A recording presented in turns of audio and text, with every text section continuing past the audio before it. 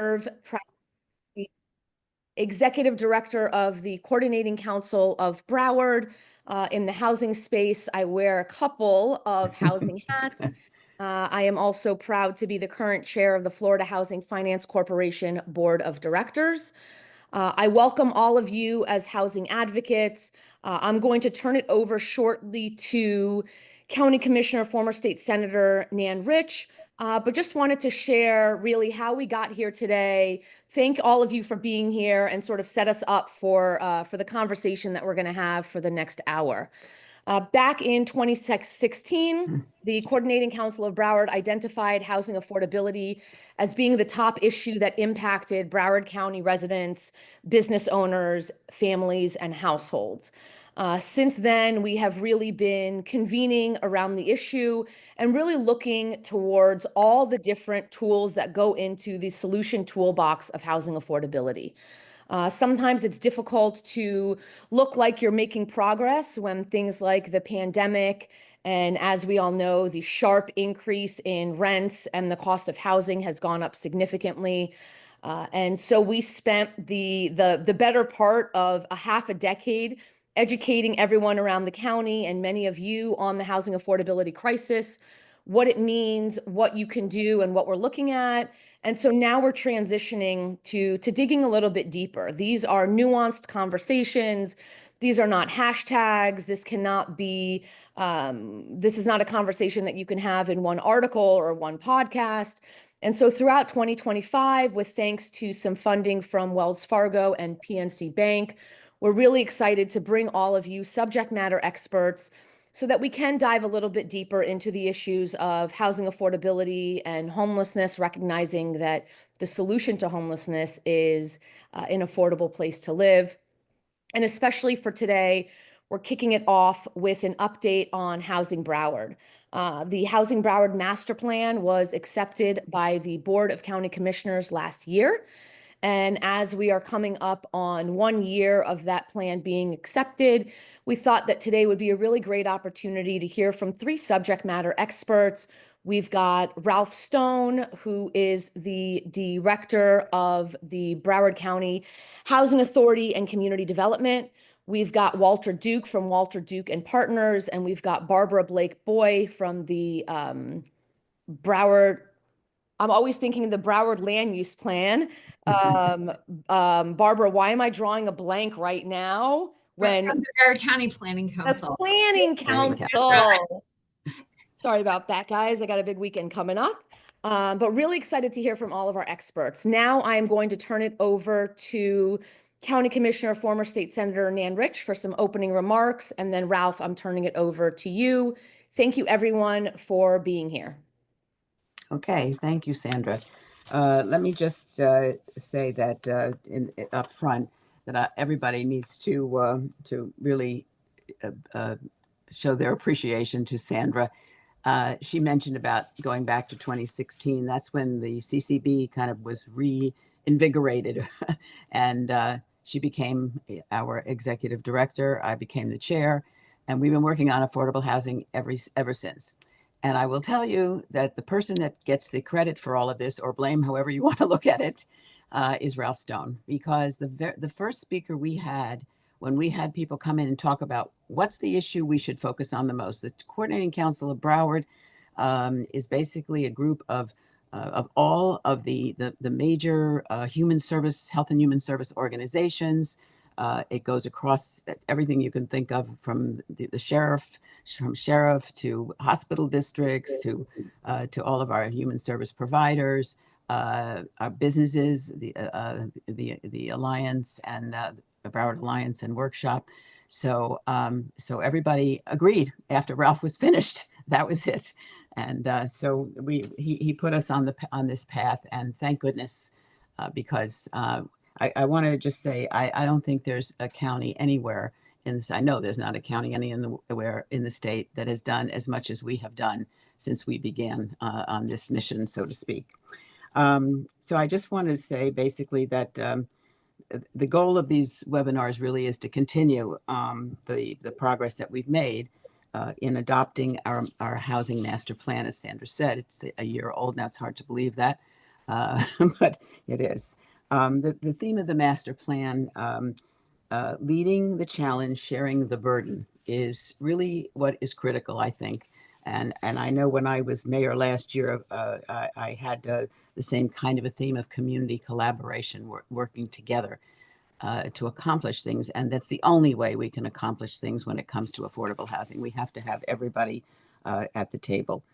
Um, we all know it's a crisis, and it's gone from crisis to catastrophe, but it requires everybody, because no single entity, can do it. Whether it's the county, whether it's funds, whether it's land, or whether it's the capacity to solve the problem itself. But the good news is the county has really stepped in here and actually helped fund the creation of the master plan, and then to move on, of course, to all the things that we've done. I wanted to just mention a few statistics, because I think it's really amazing that we have put in now over $141 million. Total funding has gone into the Broward Affordable Housing Trust Fund, if you recall, was passed by the voters overwhelmingly in 2018. And since the creation of that, we've had all of that come in that we can use for different aspects of affordable housing, because it's part of what's basically the amendment, or the charter revision said everything that that comes for affordable housing has to go into the Affordable Housing Trust Fund, meaning it can't be used for anything else like they do up in Tallahassee when they take Sadowski funds and move them. So we have been very fortunate to have that available to us.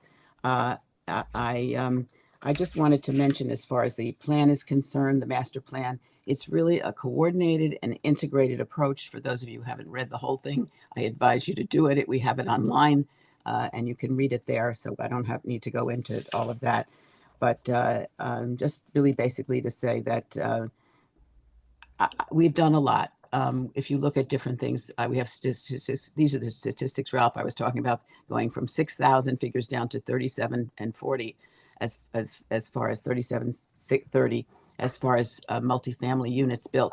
And the thing is that some of them are use YAP financing, some haven't, as Ralph will tell you all about.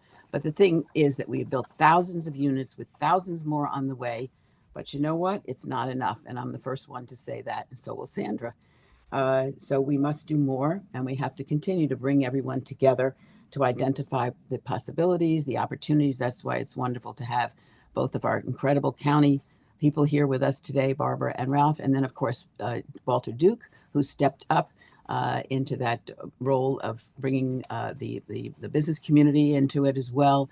And so we are doing a lot in terms of coordination. But as I said, there's still much more to be done. And this is the first step to bring everyone in through this opportunity. So thank you all for being here and for committing to participate in this very important issue for Broward County. And thank you so much for that. And I agree and echo all of it. Ralph anyone that doesn't know Ralph, he's just the quiet little hero that works in the background and answers everyone's questions and emails. And so, Ralph, we're pulling you out of the background because we're going to have you go first. If you could really share over the last year, some of the strategies from the county, some of the accomplishments, and as you and I discussed earlier, I think perhaps something that's really important for us to be able to convey to everyone on the call today, how not just the plan, but really the funding that comes with the plan, how we're able to really leverage that in a way that is a spectacular return on investment for all Broward County taxpayers. So, Ralph, take it away. Sure. Thank you, Sandra, and thank you, Senator. And first, let me make clear that I'm not a housing authority executive director. I don't want 500 calls on Section 8 vouchers. I'm the executive director of the Housing Finance Authority, and also serve as the director of housing for the county. But it's as Sandra and Senator have said, it's almost been exactly a year since the master plan was adopted, preceded by a year's worth of 65 outreach meetings. And just a quick reminder of what the plan did. It's really four major things. And I know that Walter and Barbara are going to address a few of these also. But first of all, the board initiated a process of evaluating the impact of, we called it densification, which is looking at key areas in the county to increase density, not just for affordable housing, but because we have and will have a need for market rate potential moving forward. The second, and the one that receives the most attention, was the funding issue. And the board did adopt the policy regarding using expired TIF, which has led to those uh, uh, commitments, funding commitments, and production that the senator mentioned. I'll give you a little more information on that. The third was to continue engage in an aggressive way in regard to local and state and national legislative and policy programs. Things like Live Local, we're actively involved in, Broward Next, which Barbara will talk about, and others. And then finally, Dr. Murray proposed and the board adopted the initiation of it. We're calling it a municipal scorecard, but it very much includes all of the unincorporated areas. So it's all of the cities in the county, and we're actively involved in that. So I'm going to skip over the densification piece because I think Barbara will touch on that. But let me give you a quick update on the funding issue. The board approved a policy that 90% of the expired tax increment financing will go toward affordable housing, and that money would go into the Affordable Housing Trust Fund uh, based on an annual assessment of the availability and the need in the context of every year's budget process. So this past year, what does that mean? This past year, we went to the board with a request for $20 million. We only had the last year and the previous year $9 million from two CRAs that expired. There are 13 CRAs that have tax increment financing, two expired, so we had $9 million. The board actually stepped up both years and rounded that up to $20 million for a very specific reason. The Housing Finance Authority gets an allocation of around $100 million a year in bond allocation from the state, which is free money for us. And in order to leverage that money and put it to work, we need gap financing. And we know that if we have about $5 to $7 million a deal, we can use a fifth of that money. So the $20 million was intended to absorb all of that bond money. So, for example, what happened this past year when we put that RFA on the street back about probably was April and May. It actually led, which by the way was an RFA for 25 million because we had some carryover funding from a project that got state funding. We actually ended up approving 7 projects, and those 7 projects resulted in 1,170 units. So absent that gap financing, we would not have been able to activate the bond allocation. And this was critical to how we go about catching up in the deficiency of units because we don't have the benefit of the Miami-Dade surtax, and we looked at other alternatives, and this was the way to go. So a quick heads up on what the future might bring in that regard. We're already starting the fiscal 26 process, and this coming year we have a couple more of the CRAs that are expiring. So this year we'll actually have $25 million rather than $9 million to work with. Then in 27 it kicks up to $29 million. In 28, about $61 million, and after all of the tax increment areas expire in FY32, there'll be around $72 million. So we have a good future in front of us as far as the availability of funding, subject to the board's allocation on an annual basis and subject to need. And let me go back real quickly and just comment on the need. As much as we have done and as energized as I see all of the rest of the cities and the private sector and the nonprofit community, we should be thoughtful about why we're doing that. And I've narrowed it down really to two data points. One is that home purchase stays consistently and persistently at a median purchase price of over $600,000. Depending on the month, it could be 640, it could be 620, but that still only leaves about 5% of the families in Broward that can afford to buy a home. And the other point is, okay, what about those that cannot? Well, it just so happens that 1 out of 2 employees in Broward County are earning 60% of area median income, which is 20% below low income. That's about $40,000 a year. The state has year after year identified that Broward County is dead last in the state for that very cohort. Families that are earning 60% of area median income at less than 25 units per every 100. So for those two reasons alone, we need to continue to push hard. We value home ownership. We're going to always be faced with these high costs here, and we value our workforce, but it's a low wage earning workforce. So it's that gap that creates this dynamic for us, and that's why we're doing these things. Couple other thoughts, and I'll stop so the other speakers can have some time before we get to questions. And that is that I have questions occasionally from elected officials or from people that are getting involved in, for example, the GAP financing program.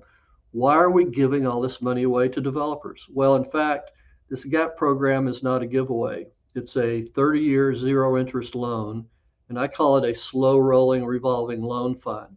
So for a 30-year zero interest loan, we're now getting 50 years of affordability for each one of our deals. And this past year, we added bonus points if you gave us 99 years of affordability. So what does that do in terms of the real cost? If you do the calculation of our average subsidy per unit of $50,000 over a 50-year period, that works out to $2.75 a day for that unit for a period of 50 years. And in the deals that I mentioned to you that we did this past year, 4 of the deals elected to do a 99-year affordability and take those bonus units or bonus points. That works out to $1.39 a day for 99 years to keep that unit affordable. So we have figured out a way to make this both sensible and long lasting, and it rolls in over, so we're not ever losing the money except for the present value of the dollars in the future. It's really a very unique way to go about it. I haven't seen any place else in the country that has attacked it the way we have. And finally, this in effect is found money for the Board of County Commissioners. We have paying into these CRAs and will pay into all of them for a period of 30 years. So that is county-wide general fund dollars that have been going to the CRAs over that period of time. So when they expire, rather than the board rolling it into other services or whatever they might be, since affordable housing is the #1 priority, that becomes a found source of funding, and it doesn't raise the tax rate. It's funds that have been there the whole time. We just want to continue to use them for housing affordability. The last couple of things I'll mention is the response on the part of the cities and the business community has just been so encouraging. Many of the cities we work with now, when we're doing our GAP deals, we have bonus points if the cities kick into the deal. Almost all of our projects have cities doing just that. We have cities out doing their own deals, adding land to developer opportunities. And just in the last 3 or 4 months, for example, I've had meetings with senior officials or the mayors at some of the western cities, which previously haven't been at the affordable housing table. Miramar, Sunrise, and Plantation, for example. And the final thought I'll leave you at this point is we have other initiatives that we've engaged in. One is Commissioner Rogers has held at least 2 broad-based online faith-based meetings for churches that may have land available for affordable housing. If you're following Live Local, this year there's a proposed amendment to the Live Local Act to allow faith-based land to have the same development opportunities as they've given in the prior Live Local legislation, which I won't get into. And we also know that anyone in this county, and this is the private sector, that has an employee that's trying to retain or recruit for their business, they're either the business owner or an HR department, if they're big enough, they're working every day of the week to figure out how they can recruit and retain employees given this enormous gap in housing cost in Broward. So we don't have that number in hand, but we just know by observation and logic that everyone out there in the private sector is working hard to figure out how to operate their business in a way where they can pay their employees enough to be housed in Broward. So I'll stop right there, Sandra, and kick back in if you need me for further information and or questions about the 10-year plan. Ralph, thank you so much for that. And the fact that I would suggest that you were at the Housing Authority instead of the Housing Finance Authority is only ironic given the number of times that I have to explain to people the difference between a Housing Authority and a Housing Finance Authority. Yeah, so exactly. Like I said, I got a case of the Wednesdays. Ralph, thank you so much for that. We're going to keep questions for the end. I want us to keep moving. I'm going to turn it over to Barbara Blake Boy, who's the Executive Director of the Broward County Planning Council. If you have not been at any of her meetings in the last several years or participated via Zoom, which is also available to you, I really want to acknowledge the leadership of Barbara and everyone at the Planning Council in really looking at how housing affordability impacts everything and really looking to address it from a land use perspective. And I know that we're going to hear some recommended policies and some implemented policies as it relates to the big D word, density, which I feel like is the 2.0 part of NIMBY. So Barbara, I'm going to turn it over to you. I know that you've got a PowerPoint presentation, and I believe that Yana is going to manage that. And if I've not already acknowledged Yana, Yana is our admin here at the Coordinating Council. She is brilliant and wonderful and a quadrillion times more tech savvy than me. So Yana, thank you so much. And Barbara, turning it over to you. Thank you. Thank you, Sandra. And thanks for the invitation to participate today. You know, anytime that I think we can kind of be out here together promoting this message, even amongst our peers and colleagues that carry the same message with them. You know, every time I talk to Ralph and hear him talk, I'm like, you know, these are the things that click. I was taking a few notes for some possible other policy considerations as we get to that page in the presentation. So the start of the presentation, if Yana loads it up, is just an introductory page, you know, for today. And perfect, thank you. So next slide is just a population projection, a reminder that we're still growing as Broward County. The 2050 projections show anywhere between a 215,000 and 315,000 population increase by then. So just a reminder of that. Next slide, please. This next map is a map of Broward County as a whole, future land use designations. Because why is that important when I'm talking is because I'm the director of the Broward County Planning Council, and land use is our focus. And we are always looking for policies to improve, promote, incentivize affordable housing and density opportunities. And a couple of things just to note on this map, if you've never seen it before, the yellow sections are lower density, red sections are non-residential and likely commercial, industrial, employment center, and office park on city plans. And then the blue areas are activity centers that local governments have partnered with Broward County to identify as their hubs for redevelopment in their cities. Next slide, please. So we're going to talk a little bit about the densification recommendations that Ralph touched on in his overview of the 10-year affordable housing master plan. I'm really going to focus on numbers 1, 2, and 3, and that is density bonuses, that is proposed municipal redevelopment impact areas that came along with the master plan, and then how to allow single and mixed use multifamily development in these impact areas. Numbers 4, 5, 6, and 7 are very important for densification, but they are not under the purview directly of countywide land use, and those are bonus height, flexibility, and design standards, and really 2 items related to parking. And those really fall in the purview of city plans and zoning. So, we won't stick to highlighting that too much, but of course, they're important to the conversation.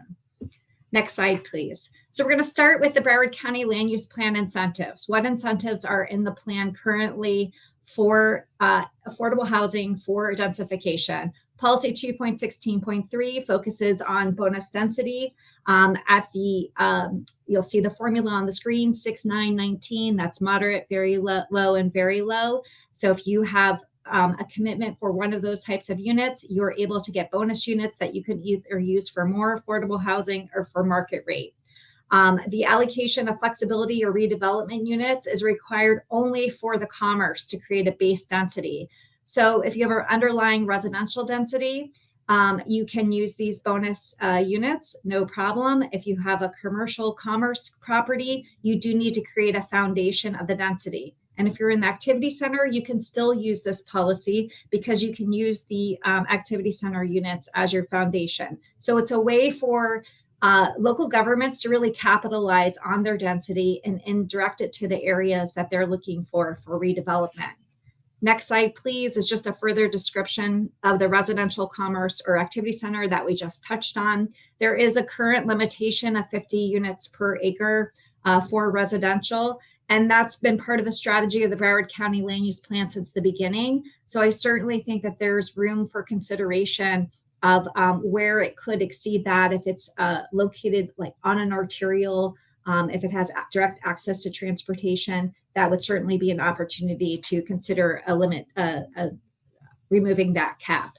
Next slide, please. The next incentive policy is policy 2.16.4. This is residential by right in commerce and activity centers. Many of you may be familiar with this policy, known affectionately as the Geller policy.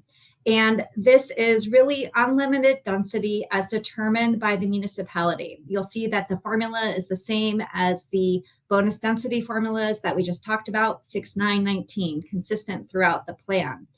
There's no allocation of flexibility or redevelopment units required here.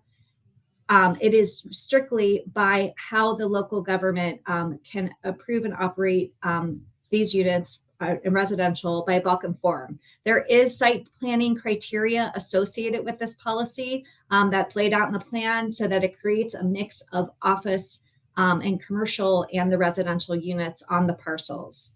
Next slide, please. This slide. Designated activity center or commerce on the county plan. So if you have to have access to a state road, county, or arterial, if you're in commerce, if you're in an activity center, it can be anywhere in that activity center because not all arterials touch all parts of the activity center. Or if you're within a half a mile of passenger rail, you are able to consider these bonuses or this residential by right component. Next map, please. Next slide, please. This is a map I just want to show for comparison. The map on the left is the municipal redevelopment impact area that is part of the Affordable Housing Master Plan. And the map on the right is the map that we use for 216.4 for consideration.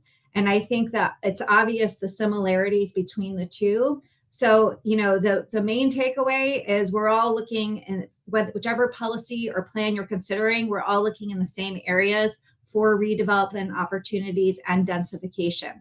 And I think, Ralph touched on this, that it's not just affordable housing, it is densification. That's a consideration for the future. The next slide, please. This is just a map showing within a half mile of the passenger rail stations. And the lands that would fall there that could qualify to also use this policy. Next slide, please. The next incentive is a community use incentive, policy 216.5. This is residential by right, owned by local governments within its jurisdiction, county lands, and school board lands. And there is a density limitation of 50 dwelling units per acre. No allocation of flexibility or redevelopment units is required. It is a local incentive and it is residential by right if you meet the criteria in the plan, which includes a 25% requirement for low or very low affordable housing to accomplish this.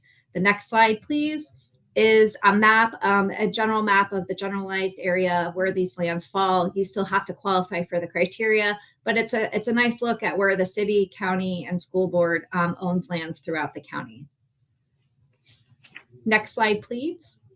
Some additional incentives that are already in the plan are density calculations for smaller dwelling units. Local governments are able to count those for density purposes as a half a dwelling unit. That's certainly beneficial when considering what you can do with the land. Permitted uses right now, accessory dwelling units. No allocation of flexibility or redevelopment units is required for this. So these are by right if the local governments will allow them. Next slide, please.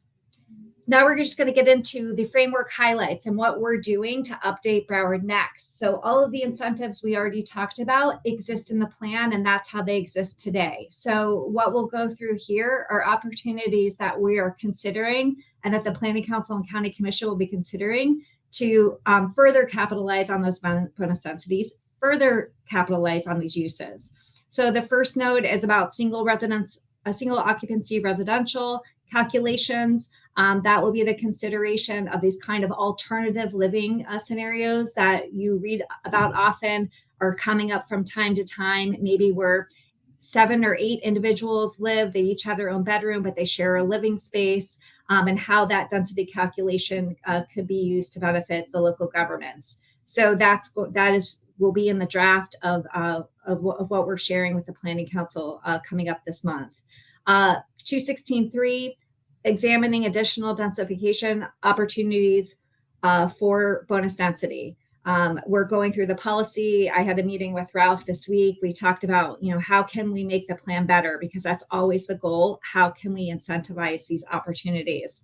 The same for 216.4. That's the Geller policy, and actually Senator Geller has had some side meetings and is considering some changes to that himself that I believe he'll be proposing. On the residential by right on government-owned parcels, the policy 216.5, it's interesting. Ralph brought up Live Local and the consideration of expansion of that on faith-based lands. That's already in our draft because we are considering the same thing. We understand that the limitation of the school board, local owned and county owned lands. And I think there are opportunities that the county should support for these additional faith-based lands. And the difference between Live Local and the county plan is actually the county plan is a little bit more liberal. The set aside is less than the Live Local requirement of 40% at 25%.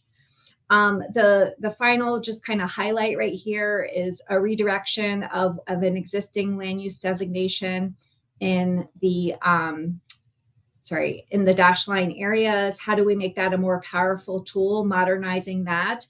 So they're similar to activity centers, but they require more of a framework and having to identify the actual uses and where they're going to kind of be in these smaller areas. So we're recommending an update of that.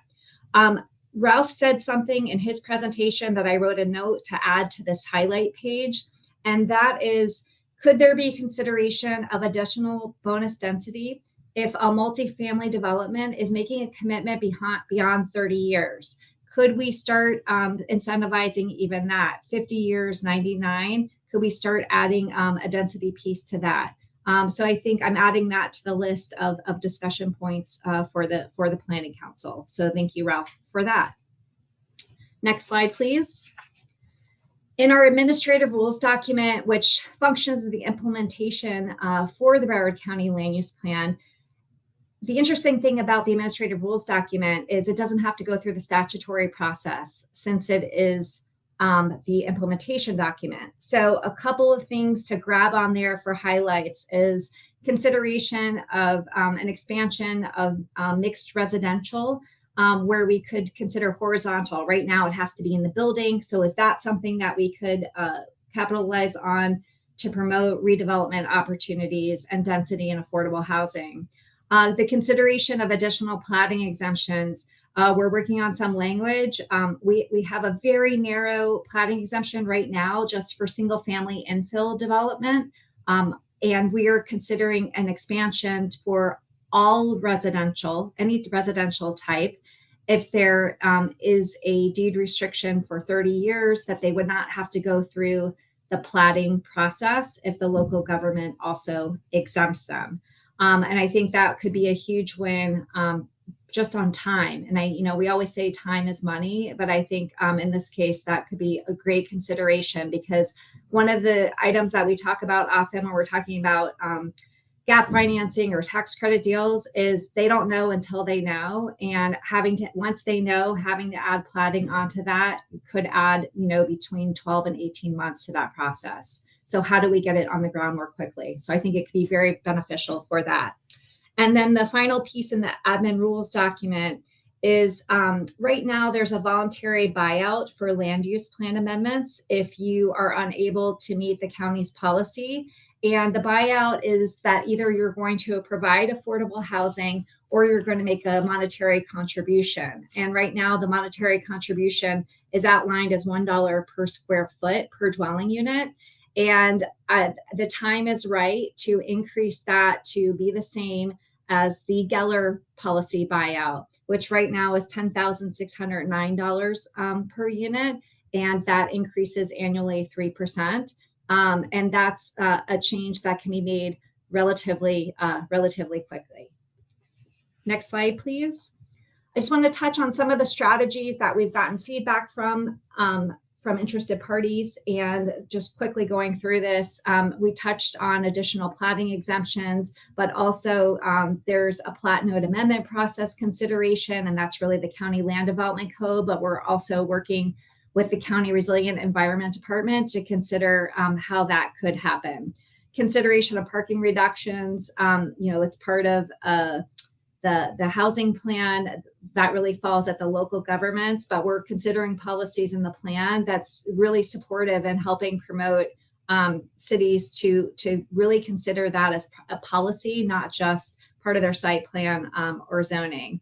Increasing the residential density cap for affordable housing, we talked about. A lot of our discussion about affordable housing often comes back to impact fees and permitting fees and processing. So the school impact fee reduction and exemption, very supportive of that. We've drafted a policy to be considered for that. Ralph and I had a conversation this week about how often his redevelopment funds are really being used to reimburse based on based on impact and permitting fees. So I think that would be a huge win for housing and for affordable housing. A consideration of the mixing of income requirements. Right now, we traditionally say 15%, and it could be at any range. So we are drafting into the plan a greater consideration for low and very low, and making moderate kind of the, I'm not going to say the less important, but you have to have more of the other. So that you're going to certainly see that in the upcoming drafts of Broward Next. And then the modification of 216.4, that's an aside. That's kind of what Senator Geller's considering. We talked about the additional planning exemptions and density calculations.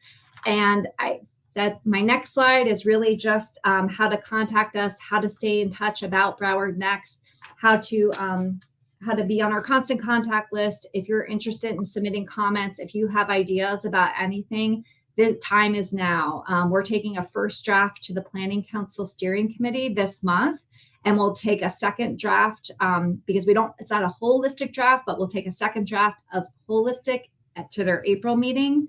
And we'll be having some workshops to get more public input on many of these concepts and ideas that are being considered. But I would say at the top of it's always affordable housing, because everything else kind of comes along with that, whether we're talking about a resiliency planning, making sure that our vulnerable populations aren't located in a place that's prone to flooding.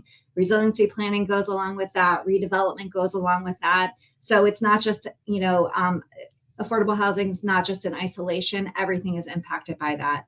And that's really how we're looking at this update of the plan and incorporating the Broward County, the master plan recommendations. So with that, I'll wrap it up so I can leave time for Walter. I'm sorry if I talk too long, but I will be on here until 1 o'clock. You did great, Barbara. Thank you so much.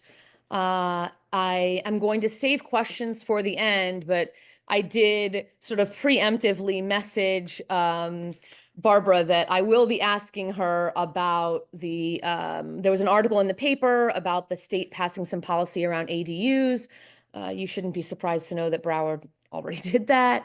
So I'll let her speak on that in a little bit, but I'm going to turn it over to Walter, and I'm really going to preface this conversation with Walter to really acknowledge Walter really leaning in. As Commissioner Rich shared at the beginning, this Housing Broward plan is really meant to be a plan for everyone. It is not a Board of County Commissioners plan. It is a community plan. And so, leading the charge, sharing the burden really comes down to everyone that's on this call and the stakeholder community that you represent, and how can we all work together. And so Walter really leaning into the business community and the Broward workshop and working with Nan and I at the Greater Fort Lauderdale Alliance. This is what it's really all about. So Walter, take it away, and thanks for being here. Oh, no, thank everybody. Can you hear me okay? Yep, we can hear you. Good. Well, thank you. As Sandra mentioned, I guess you could say I represent the business community in Broward County for housing affordability issues. And you notice that I used the term housing affordability versus affordable housing. One thing that I found out when I was, recruited by the workshop 4 years ago was that there was a lot of unintentional bias out in the county. So, we do a lot of work of re-educating our local elected officials and other NIMBYs that it's housing affordability. It's an issue that impacts everybody across the spectrum. It isn't affordable housing that is for, quote, those peoples in those communities. So we spent a lot of time educating and continue to educate our stakeholders and the local elected leaders. But before I just start, I want to just say that when I first got involved in this issue locally, although I've been involved in it statewide for many years, professionally as a commercial real estate appraiser who specializes in affordable housing studies and all those types of third-party documents. And I used to be served the term as a mayor of Dania Beach and a commissioner, so I kind of understand local government. And I really just spent the first 3 or 4 months just listening to what is going on in Broward. And the issue really was, there was no repeatable dedicated funding source, and we didn't have, we ran out of land, the costs were expensive. And so we really got to work in this master plan that we're talking about today is really the result of 4 years of work from Sandra, Senator Rich and her board, Monica Supero, Bertha Henry, her predecessor as county administrator, all really leaning into this issue. And I'm so proud of this county, how it has coalesced around this issue. And I'm talking about the healthcare industry, education. NSU, Broward College, of course, has been fantastic in helping unlock some of that land. Barbara Blake Boy and the Planning Council and their great council have worked closely on several good land use policy changes that have resulted in tremendous reinvestment into affordable housing in Broward County. I'll give you one quick example. We collaborated with the Fort Lauderdale DDA to tweak the Geller policy just a little bit. It had a buyout of $47,000 a unit versus the 10 that Barbara mentioned, and nobody was using it. Had some other requirements too that just didn't quite work. So we circled the wagons, we got together, we collaborated. And what came out of that was the tweaking of that plan, which was approved and supported by the county commission and also by the planning council, which reduced the buyout of a market rate developer from $47,000 a unit to $10,000 and change a unit. And, that's really an additional impact fee for affordable housing. A lot of us out there say, why are we not charging more impact fees to developers? This is a big impact fee, and it all goes directly to the Affordable Housing Trust Fund. So just back to the policy that Barbara was talking about, the Geller policy. Right now in Fort Lauderdale alone, there are $78 million worth of permit commitments. Once the developers pull their permits, that will go into the Affordable Housing Trust Fund in Fort Lauderdale. That money will be split half between the county and half between the city in terms of allocating resources for affordable housing investment. And this is only based on a really reduced pipeline. This is the lowest pipeline of market rate units in downtown Fort Lauderdale since 2014. I think it was maybe 1,500 or 2,000 units. Typically, annually, there's 5,000 to 7,000 units being proposed and built downtown. So if you look at 10,000 per unit, and Chris Cooper at City of Fort Lauderdale said the developers are almost all buying out of the 15% requirement. They're almost all paying the $10,000 per unit.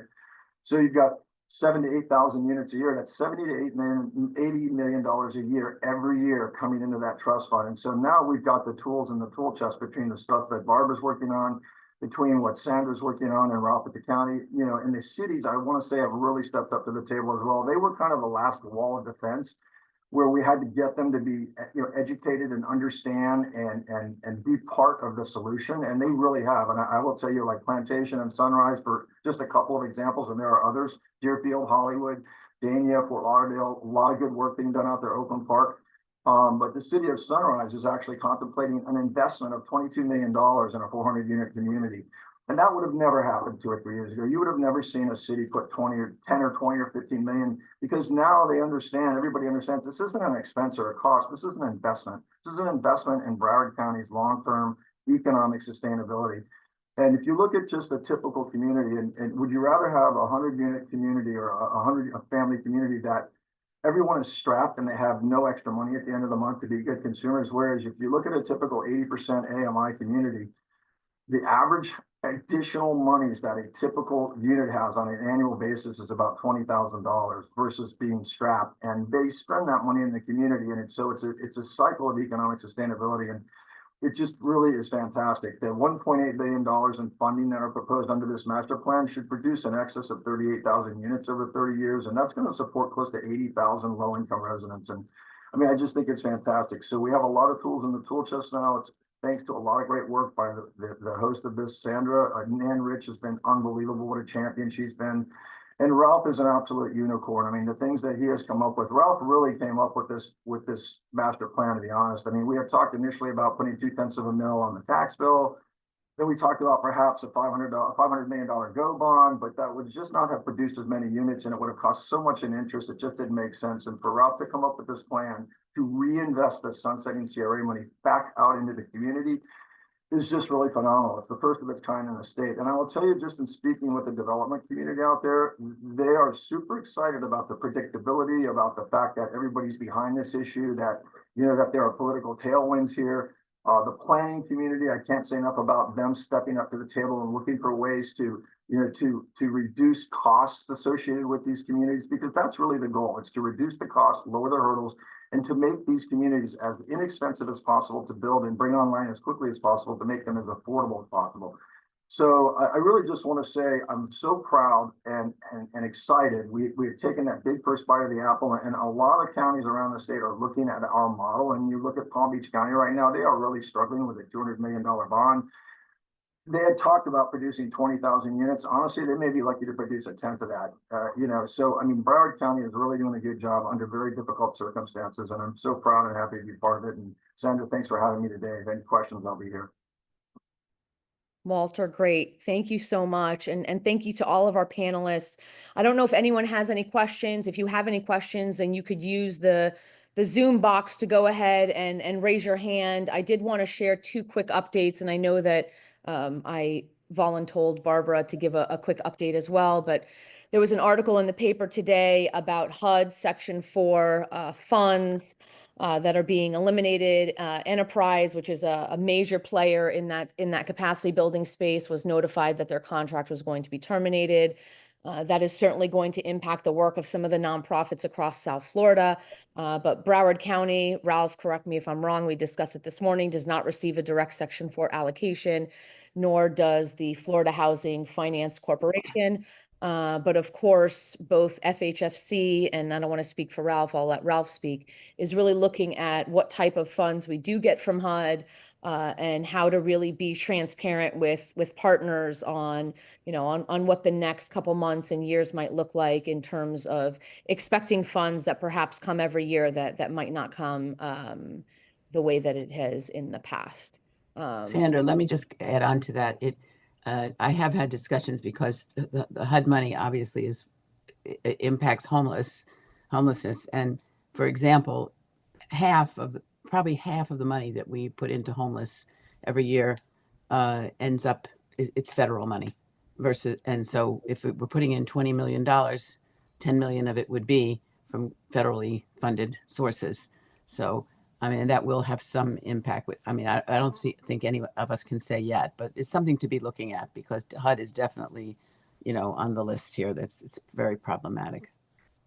Well, again, I mean, at the state level, in my conversations with FHFC staff, they're looking at adding language to loan docs similar to what's in the RFAs about the availability of funds, right? I mean, I would also really use this as a teachable moment to everyone to recognize that you don't know, and you should really start to find out and ask anyone that's receiving any types of dollars from city, county, or state on whether or not those are in fact federal dollars. Those of you that are in the nonprofit space, if you are receiving any type of government funds, I urge you, if you have not yet, to please make sure that you go back to wherever you're receiving those funds from and get some clarity on whether or not those do matriculate from the federal government or if in fact they are local dollars. CDBG, I know, is a big pot of money that local government uses to partner with different nonprofits. That is certainly up on the chopping block, as is so many other funds. Do we have any questions?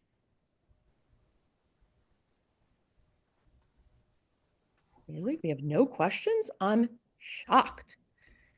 Well, then what I can do is, Yana, since we have a little bit of time, maybe if we could put into the chat what it is that we have coming up for the rest of the year. Again, what we're looking to do is be a little bit nuanced in some of these conversations, bringing in local subject matter experts to really talk about what we're doing here in Broward, how we're getting it right, how we're getting it wrong, lessons learned. We will hear throughout the year from nonprofits, from government partners, from faith-based partners, and from the development community as well. What was Adelma asked? So Barbara, if you want to unmute and just briefly talk about the AD. Sure. I did not include, and I should update the presentation to include a reference to accessory dwelling units. About 6 years ago, the county included accessory dwelling units per Florida statute, just as a permitted use in the plan, and really to let cities know the support of the county to use that rule. And as we were reviewing the policies, we had already made at a staff level decision to propose to the Planning Council to eliminate the affordable housing affidavit just to promote densification. And then now there's a bill filed to eliminate that from the statutory requirement. So we're in line. So a lot of the things that are happening legislatively, like with Love Local, many of the policies in the county plan are already doing and promoting those things. And like I said, at a more liberal level, I think even than the statute and the proposed legislation. So, hopefully we'll be able to get support for that as it moves through the Planning Council and County Commission. Great, Barbara, thank you so much for that. Nan, Walter, or Ralph, I didn't know if you had any last minute questions, comments, concerns, or compliments. I definitely want to give a shout out to, I believe we've got Marcia Berry-Smith on the call. Marcia chairs our Broward Housing Council. Marcia, thank you for your leadership. Before I turn it over to everyone else for their final comments, I again wanted to thank Wells Fargo and PNC Bank for providing funding for us to be able to execute these workshops. And then Nan, Ralph, and Walter, if you've got anything to close us out before we come up to the end of the hour. Ms. Ralph, just real quickly, I just wanted to mention that the expired TIF gap financing is not the only program in town. The board has been leading the charge in the unincorporated area for years by taking escheated lots that have come back to us for our ownership, and we're about to build 12 new houses, and it'll be about 100 new houses that we've built in the last 10 years. We've also partnered with the South Florida Regional Planning Council and have funded a $2 million revolving loan fund, so those infill developers have a source of construction financing, and then we roll back in with the purchase assistance. And just a couple of things, just to reflect that it's just not one strategy or one policy or one funding program that makes this all work. And there are many others out there. I know the cities are involved in their own programs, as are the private sector. But I just wanted to mention a couple of those that the county's involved in. I just wanted to reiterate what's been said by Ralph and Sandra and Walter too, about the progress we've made in getting the municipalities, the hospital districts, even the school board, to be working on every possibility that they have. And there's so many cities that were not involved until we really, began on this journey with this master plan. And it's, we have to have everyone. And I think that's really a lot of the part of the success we've had so far. But as I said, there's so much more to do. I do see that we have a question in here with the increased push for affordable housing, which is good. Does it include housing first for the homeless? So yes, so we will dive a little bit deeper into the homeless issue in a future workshop. So I hope that you'll come back for that. But when we talk about housing affordability, we're certainly talking about housing options for all LMI households, whether it's as high as 140% all the way down to our homeless population. 7 on 7th in Fort Lauderdale is a great example of that. But again, look for future. Look for it. Look for the next one. Coming up next. Coming up next, right.